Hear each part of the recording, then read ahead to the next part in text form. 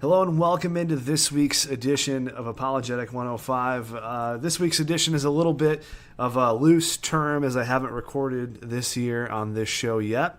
But the reason for that is I wanted to wait until we had this guest on the show.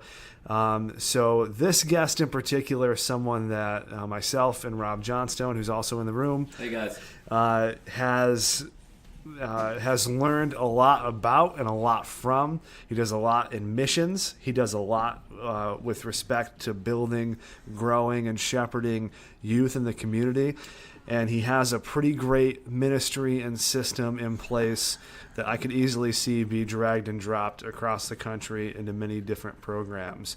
So welcome to the show, Dan. Thank you very much. Appreciate it. Thanks for having me. Of course. So what we'll do is we will give a quick elevator pitch, quick introduction, and then we'll kind of get into the content. So quick pitch of who you are and what you do. Okay, well, as I said, my name is Dan. I was born and raised in Germany, and I came over here with a one-way ticket back in 1997, when I was 16, and got ditched at the airport and instantly became a homeless teenager. And the next 15, 16 years were really a real-life lesson of what it means to fall through the cracks in this great country. And so make a long story short, I finally got to a point where I just needed to do something with all these experiences to make sense of my purpose. And so I decided to start Redeem the Dream, which is a youth outreach organization based here in southern Indiana that stands in the gap for marginalized teens in our community. And as you mentioned, the vision is to grow it across the country because I really feel like there's a need for that. And essentially what we do is we provide different programmings that helps kids bridge the gap and level the playing field so they can compete on the marketplace and just become emotionally healthy adults as well. So we do that through a youth night, mentoring programs, leadership programs, and sports programs mainly. So that's great. Yeah. And Rob Johnstone has actually spoke at one of those events, right? yes, I have. It was a great experience. I got to tell my story in front of how many kids did you have that night? Probably 20-some kids, 20, 25 kids. But as great as my story was, like talking to the kids afterwards and learning from their experience, what they've been through, which a lot of it is very intense, and then hearing how Dan's program has helped them was really cool. Yeah, I loved it. I'll be there at least once a month is what I'm trying to do now to help out. That's Appreciate cool. it. Partake in the program. That's cool.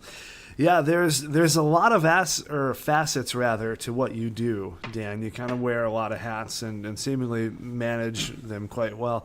You just got back from the Philippines, right? And that was an interesting trip from what we talked about a little bit ago. You want to share a little bit about that trip? We can go into that story if you'd like. Okay, sure. Yeah, I'm an open book. So my wife is from the Philippines. She's been living in the U.S. for some time now. But we've been married for 6.5 years, and I've never met her mom or her family. And so we decided to take the long trip to Mindanao, which is a southern large island of the Philippines. That actually there's a travel advisory out for U.S. citizens to go there. So I was a little bit nervous initially, but it was a great experience, man. A completely different culture. And I learned a lot. Got to meet my mother-in-law, even though she's in the hospital and wasn't very responsive. It was great to be there and just do that for my wife because I know how important it was for her. And actually her and our 2 small children, 3 and 1, are still there for another 3 weeks. So prayerfully, everything is going to be smooth and they'll come back safely. But had one kind of a sketchy situation there. I'm not sure if you want me to go into that. But oh, sure. It's a great story. Yeah, the audience will probably wouldn't mind hearing about that. Okay, so my wife and kids and I, we went shopping there at a local market. We were in a town, or a city rather, called Maramag. It's in the middle of this island called Mindanao, a mountainous town that is not a tourist place at all. So naturally, I was the only foreign national that was there, and or that I could see.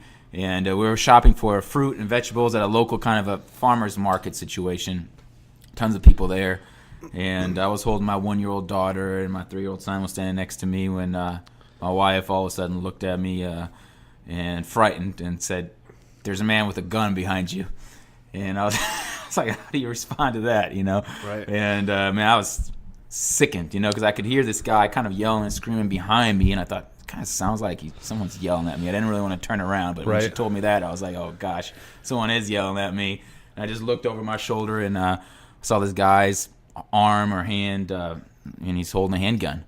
And so then when I turned over my shoulder, he proceeded to yell and scream at me and waved his gun at myself and my family and kept saying, Americano, boom, boom, boom. So that didn't really need any further interpretation. Pretty clear what he was trying to do or convey. Just tell him, no habla, sir. What are you trying to say? I was scared, man. So, yeah, thankfully, apparently he was some kind of madman, obviously a madman. And a local there told us that after the fact that apparently the gun was fake, which it looked real. Hopefully it was. Anyway, we walked away unscathed. Later on, my wife told me, this is kind of an interesting detail, that she thinks she recognizes him from when she was growing up. And that he was a guy, actually, when she was 15, that cold clocked her at a bus stop. He just walked up to her and punched her in the face. Wow. And she fell on the pavement and had a major concussion. And it was the same guy, apparently.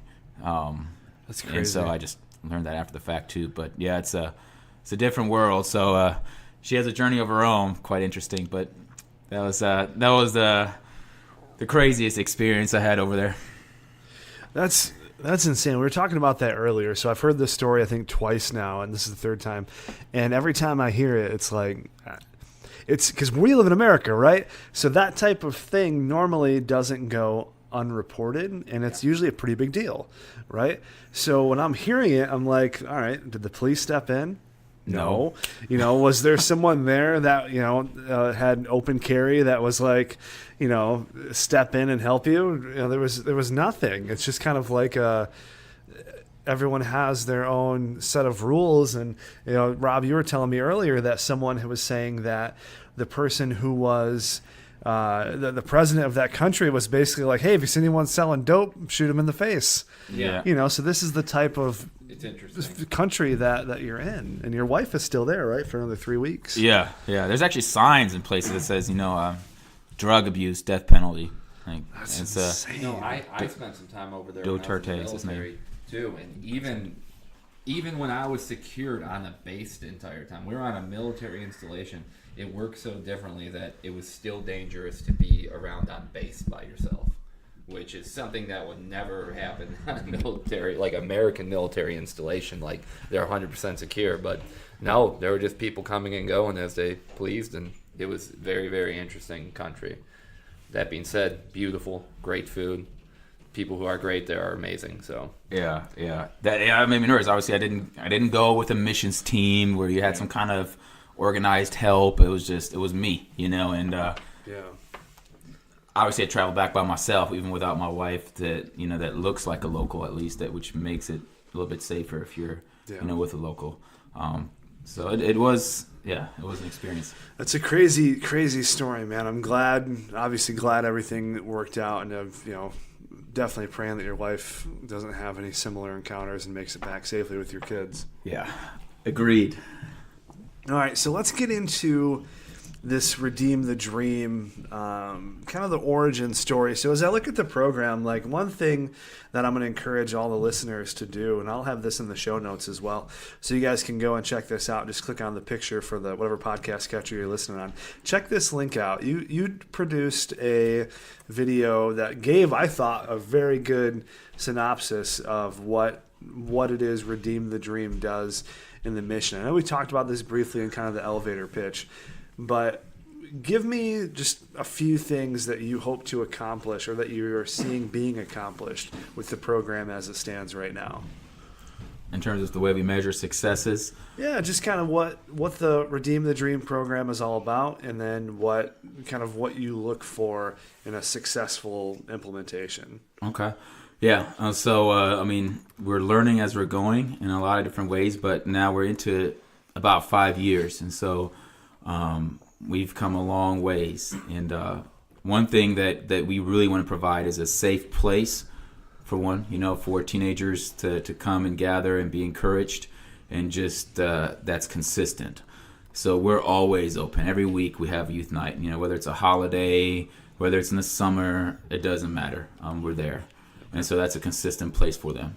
And a lot of them are struggling academically and in different other areas in their life naturally, and so we come alongside them and help improve their grades, help them improve their emotional health. That's what we like to see. We've seen some major changes in some kids. That's been really encouraging. I can think of several. One kid, he's a sophomore in high school, and he's been with us for I think 4 years now, 3-4 years. His brother poked his eye out, so he's got a glass eye. He's been made fun of quite a bit and made some pretty poor choices along the way. We actually had to kick him out of the program because he was doing some inappropriate things about a year or two ago. And I said, hey, if you do X, Y, and Z, you can come back in 3 months. And most kids would have been like, forget it, and just right. like, what's the point? And just would have been hating. And he did what he had to do, and he came back 3 months later, and he's a different kid now, and he's grown so much, and his character has grown so much. And actually, for the first time in his entire academic career, at least as long as I've known him, he's actually passing all his classes now with A's, B's, and C's when he was failing constantly. So that's one really great story that we have. And we have one kid now that's a junior at Indiana State University that's gone through a program who's basically a homeless teenager. When we encountered him, he was living in a halfway house with a bunch of recovering adult men. Okay. Because his family wasn't taking care of him. So those are all things.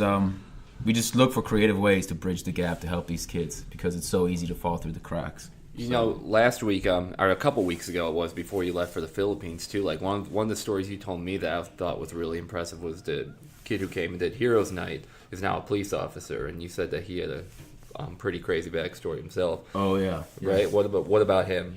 Can you tell us a little bit about he's a Louisville cop now, recently, which is crazy to me, because I've met him. It sounds like it's crazy that someone gave him a badge and gun. I know you don't mean that. But no. I think he's not in that way. I think he's gonna be, he is an excellent police officer, and I think he'll do great because of his experience. But both him and his sister were severely abused when they were younger. I mean, unimaginable stuff. I mean, actually, I think some people in Floyd County here in southern Indiana, our county, Floyd County, said that it's the worst child abuse case recorded in Floyd County in years, and it made news. I mean, it was just, I don't even know how you recover from that kind of stuff. And so he helped us out with one of our, was a part of our sports programs a little bit and helped coach little kids. And he's been around Redeem the Dream when he was a student. And recently he became a police officer. He's 24 now or 23. And so we asked him to come back and do an interview in front of our kids, and it was really cool because he could say, "I used to sit in your seat. I'm a police officer," which it blows my mind that this is a police officer. I mean, he barely graduated from high school, I think, and he had all kinds of challenges, but I mean, he did what he had to do to get through that process, and now he's working the West End of Louisville, which is kind of the rough part of town. And after just 6 weeks on the force, he said he had a gun drawn on him, I think, 4 times already, and has been in several fights and things like that. So he's, that must be his purpose, man. And I think he's doing a great job, and 100%. That makes me very proud. I mean, to see that, and that's honestly just a small percentage of kids that come out and actually overcome those things. In our space, I think maybe 10 to 20% of the kids make it out and do well. I mean, that's success. So there's a lot of heartbreaking stories that come with it too, and that makes it tough sometimes. So that's really interesting, and that's kind of one of the things when I looked at the program initially, because Rob introduced me to it long before. Just full disclosure, Rob and I worked with Dan to help him get some stuff off the ground and do some consulting work. But long before that was even done, we were on board to be at least promoters for what you were doing. Because one thing I said to you when I talked to you the first time was, this is something that doesn't exist in a lot of communities, and obviously there's a benefit. You're not going to reach every kid, but the kids that you can reach are going to have there's going to be a demonstrable impact there that wouldn't have happened had Redeem the Dream not been in that city, right? It's an objective thing. It's an objective fact. There's value added to the programs that you're implementing. One of the things I thought was the most interesting was the amount of money you started Redeem the Dream with, or when you started. How much was that? $50, baby. Yeah, $50. And just so I know, one thing that Rob and I aren't particularly big fans of people that say stuff but can't back it up. And that's why I like you, is the story coming over from Germany, being abandoned at the airport, being homeless, turning that, reverse engineering what happened to you so it doesn't happen to other people. Like, there's a lot of value in that. So walk us through where the $50 went and how you started it. Okay, so I resigned from my job at the time. I'd been in Indiana for about a year and a half. I moved here from California, and I was married at the time already. For real this time. Well, actually, there's another story there. So I had quite the past. Nothing crazy. Episode 2. Yeah. We'll talk about that some other time. And I just told her, I was like, man, I feel like, this is what I have to do, what we have to do. And she supported it. And even though she was hesitant, obviously, women naturally, they want security and things like that. And so she's like, how are you going to pay the bills? How's this? How's that? And I really didn't know the answer other than that, somehow God will provide and I'll do what I got to do. Yeah. And so I took that $50 to Chase, and they laughed at me. And I opened a business account there, and I remember the guy telling me, hey, man, if you have less than $1,500 in your business account, it's actually going to cost you about $10 a month just to have the account. And I was like, well, it gives me 4 months. Let's do it. So, and, That's amazing. It's been 5 years, so something happened that worked. And, we started at the local YMCA. We got a room there on a Tuesday night when it was available, and they were on board with us using it, and then I just started using my car to pick up kids, and we fed them and taught them the Bible and try to immediately kind of develop a culture of respect for God, respect for each other, and kind of demanded that respect, because a lot of the kids that we work with, most spaces that they move in, respect isn't a big thing, and they kind of do whatever. Right? Yeah, exactly. Yeah. Even in schools where teachers have so little rights, they just do whatever they want, and so we wanted to kind of change that. And I know for me, looking back, it's really God's word, and that changed me, gave me hope. It's not flashy programs and big expensive stages and fancy things like that, and fluffy stuff. But hey, man, this is what it is.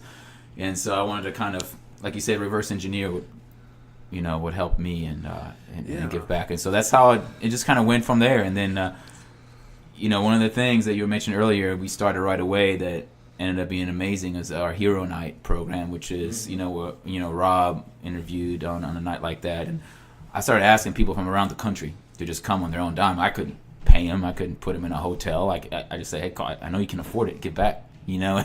And so I didn't call broke people. I was like, I know you can do it, So and so it's amazing, the responses that we got, and that's one thing that really was encouraging, because even large churches come to me sometimes and say, I don't even know how you do it. These people come and speak to you for free, and we can't even really afford to pay these people their fee, So yeah. So that's been really neat. That's the thing. That's the courage that it takes. I know Rob and I had a podcast earlier with Chewy, who, for those of you who listen to Apologetics, probably do not know who he is. But he's a black belt in Brazilian Jiu-Jitsu, and he has started a super successful brand. And the reason why it's going so well is because of the authenticity. Mm-hmm. And that's why I think your program is going so well, is because of the authenticity. You might get a good draw, right, if you have flashy programs and, like a state-of-the-art dodgeball facility for kids. But to be honest, that isn't going to help anybody, because what's going to help people is the consistency in the programs and the mentorship and what you guys are doing there on the ground. And that doesn't need a 6-figure budget to be done. It needs people that care. And people can sense that. And that's why it's shareable. That's why it's so, quote unquote, marketable, because it's real. And people respond to real things. That's the reason why multi-level marketing companies get sued all the time, is because they don't have authenticity in what they're doing. Companies that do succeed. And that's why I think Redeem the Dream is the speaking and educating side of it, as well as the nonprofit side of it, are going to do so well, because there's very clearly a level of authenticity And that people transparency. and transparency that people don't see all of the time. So it's like a breath of fresh air. I just want to say, if you did develop a state-of-the-art dodgeball facility, that'd be pretty cool. But another time. Yeah, working on it. 2020 budget coming to a city near you. No, but it's just a good thing that you're doing, Dan, and that's why we wanted to sit down and do this. And the other announcement is this is going to kind of be a pilot or a teaser for the Redeem the Dream podcast. That's right. Can't wait. And what can people expect from that podcast? What's going to be the thesis? And then how are you going to use that tool to help the programs that you're already doing on the ground? Yeah, I think it'll be a great opportunity to raise awareness for what we're doing on a more broad scale.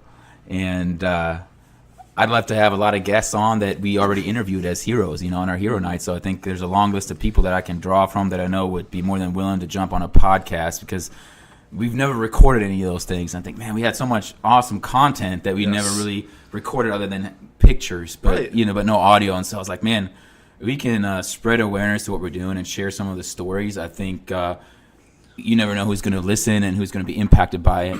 I'm just really fascinated by what it takes for kids to successfully bridge that gap and become emotionally healthy and professionally successful after having certain experiences. And so I think the guests that we'll have are people that have kind of accomplished that for the most part, and can kind of share their journey and inspire people and educate people and give some great advice and some great insight on that. So it's Redeem the Dream is going to be, hey, we all have a dream to redeem, right? And so hopefully that'll inspire people to pursue their purpose in life. And it's so open for content as far as just a storytelling perspective, because the story of redemption is the most shared story around. People want to see overcomers. That's why people that are 500 pounds that shoot down to 200 pounds have over 1 million views overnight, because it's a redemptive story that people want to tell. Kids that grew up in the projects that didn't really have a fair shake, that are now police officers or teachers or firefighters or whatever the profession is, or they're in college, like that in and of itself is an accomplishment. So people want to hear those stories of redemption, and I'm looking forward to hearing you tell them. That's why I wanted to have you on this show, because I am going to subscribe day one, because I want to hear the stories, because I know they're going to be good. Appreciate it. Very good. All right, so couple of things here. Your perspective on 5-7 years for Redeem the Dream, where do you see it? 5 to 7 years, I'd love to have, hopefully, we would love to have around 10 locations, I imagine, around the country, duplicating what we do. Actually, the plan is to start the second location this fall in Anderson, Indiana, so it's in-state. About 4 hours north of where we're at, and it'll be our first time doing this.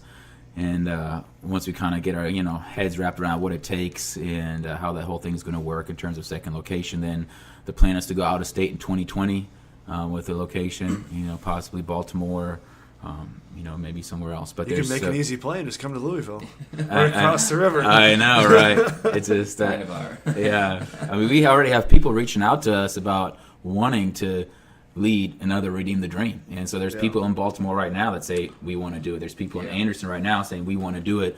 So now we got to figure out a way to train leadership and a franchise model. Exactly, kind of in that sense, and have the correct accountability, make sure that the brand is represented the right way and that we all do things the same way, and then just kind of go from there. But I always felt like this is duplicatable, and it's meant to be not huge, huge amount of kids. So it's kind of the communities are 20 to 50 kids, but it'd be great to have tons of them around the country. I'd love to have one in every state at some point, whenever that is. But I think in 5 to 7 years, if we have 8 to 10 locations somewhere, I think that'd be awesome. Yeah, that's impressive, and that's what I'm looking forward to the most, is seeing this develop, because it's been open for how many years now? 5 years. 5 years. So in the last 5 years, every year, from what you and I have talked about, it's had exponential growth. So almost doubling every year, essentially, right? So there's no reason to think that obviously mathematically that pace can't keep up forever, but there's no reason to think that growth is not going to stop, because the more stories that get out there and are told, and the people that you bring in to help you mentor and coach those kids, the more it's going to spread. Yeah, for sure. The growth that's happening is growth that some people don't see operationally behind the scenes. It's amazing, as far as we started with $50, so year one I think we raised around $25,000. It was close to $25,000, so 50 to 25, and then it went to 30 something, 40 something, and then last year 2018 we grew by a solid 50%, from 17 to 18. So now we kind of got that momentum. We're starting to tap into some grants. We're just able to purchase a van in 2018. That was a big win for us and much needed. And now in 2019, we're looking to continue to step that game up and really develop our programs and our systems so they can be more duplicatable. And keep our focus and our mission in mind with everything that we do. And I'm excited, man. So it's gonna work. Cool, man. That's great. All right, so as we move to close, Rob, do you have anything that you want to add? No, I'm good. Okay. Yeah. All right. Great story. So kind of the next steps, just for the listening audience. So this is probably going to go up right around March 8th, and this is going to be a prequel to the Redeem the Dream podcast. Excuse me. That's going to go live sometime around the 15th. Is that right? That's right. So we're hoping that this is going to be a good teaser to what Dan and the organization as a whole are doing and will continue to do. And the Hero Nights are going to be a part of the podcast. More guests. It's going to be a great system. It's going to be a great show that you're definitely going to want to subscribe to. So Dan, if people want to get a hold of you right now, what's the contact info? Okay, they can either go to our website at redeem-the-dream.org, and there's a contact page there. It's really easy. Or they can feel free to give me a call, 812-736-0398. Brave man, give your number out on a podcast. Oh, yeah. Call, make a donation. I'm just kidding. Let me make it work. The number's on the back of our van. It's everywhere. So maybe eventually I'll have a private number as well. But for now, that's any other number, social security number, bank account number. What's that routing number, Dan? Yeah. Oh man, that's funny. So that'd be the easy way. And then you can email me at dan@redeem-the-dream.org. But the website will show everything, and that video that you mentioned earlier is right there on the homepage. I encourage everyone to watch that video. Of course, it's also on YouTube. If you just type in "Redeem the Dream Incorporated Youth Outreach Organization," it'll pop right up, and you'll be able to see it. It's 2 minutes, but I think the producer did a great job just demonstrating, showing what we're about in a short period of time there. So 100%. And all that information, too, is going to be in the show notes for this. If you didn't catch it on the first go-around, just check out the notes for the show, and you will see all of that properly placed where it should be. All right. Anything else, Dan? No, I just want to say thanks for having me. I'm excited to continue to work with you guys, and look forward to seeing what will develop here with this podcast. This is historic in the history of Apologetics 105. I have not done an in-person podcast yet, and Here we are. Sweet. So, I'm honored. Three people. Yeah. Just so two. It's triple threat. Yeah. It's good. So Dan, I really appreciate it, man. I'm looking forward to seeing it grow, and hopefully Rob and I are going to be a part of that. And I know me being in Michigan, it's a little more tough. But I know Rob's got a big interest in that. So I'm looking forward to seeing what comes out of it and how it expands over the next couple of years. Thanks. I appreciate it. All right, guys. Well, that'll wrap up this week's edition of Apologetics 105. I appreciate you all listening. I will see you on the next one. Take care.